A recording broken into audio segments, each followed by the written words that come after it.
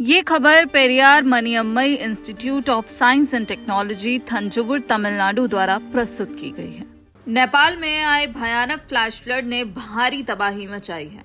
इस आपदा में मरने वालों की संख्या बढ़कर 469 तक पहुंच गई है। पानी में बह गए या फंसे हुए सैकड़ों लोगों की तलाश के लिए बचाव अभियान लगातार जारी है। लेकिन इस तबाही के बाद भारत समेत कई देश मदद के लिए आगे आए।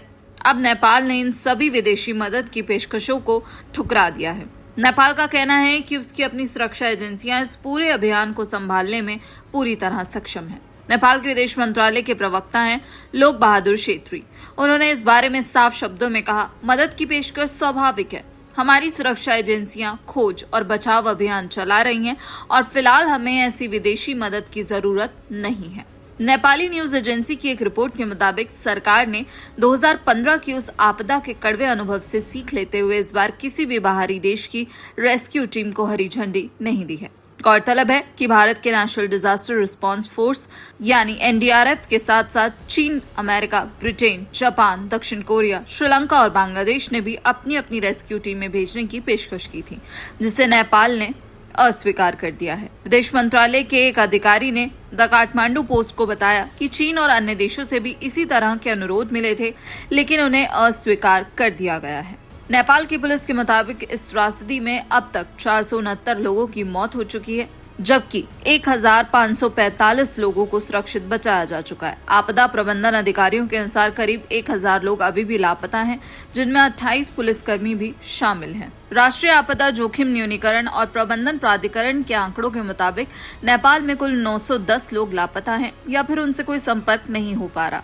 इसमें भारतीय विदेश मंत्रालय का आकलन भी शामिल है, जिसके अनुसार गुरुवार देर शाम तक 288 भारतीय नागरिकों से संपर्क नहीं हो पाया था। हालांकि नेपाल पर्यटन बोर्ड की सूची में यह आंकड़ा थोड़ा अलग है। इसमें 178 भारतीयों को लापता या संपर्क से बाहर बताया गया है। यह अंतर इसलिए है क्योंकि भारत के आंकड़े में जल विद्युत परियोजना के कर्मचारी और अन्य समूह भी शामिल हैं, जो नेपाल की पर्यटक सूची में नहीं आते। विदेश मंत्रालय के प्रवक्ता रणधीर जायसवाल ने बताया कि नेपाल में संपर्क से बाहर इन 288 भारतीय नागरिकों में से 73 लोग त्रिशूली एक जल विद्युत परियोजना में काम करने वाले कर्मचारी हैं। नेपाल ने अभी तक मृतकों की सूची राष्ट्रीयता के आधार पर जारी नहीं की है, इसलिए ये साफ नहीं हो पाया है कि मृतकों में कोई भारतीय नागरिक शामिल है या नहीं। सीमा पार तिब्बत में भी इस आपदा का बड़ा असर देखा गया है।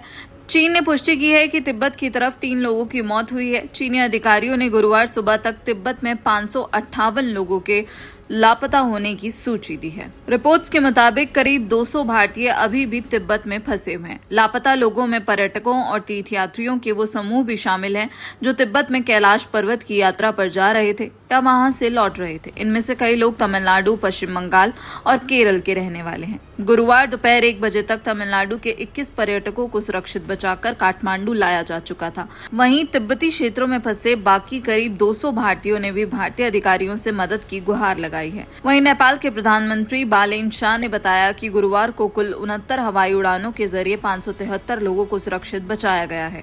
इसके साथ ही सेना और निजी कंपनियों के अतिरिक्त हेलीकॉप्टर्स को भी स्टैंड बाय पर रखा गया है ताकि बचाव अभियान को और तेज किया जा सके।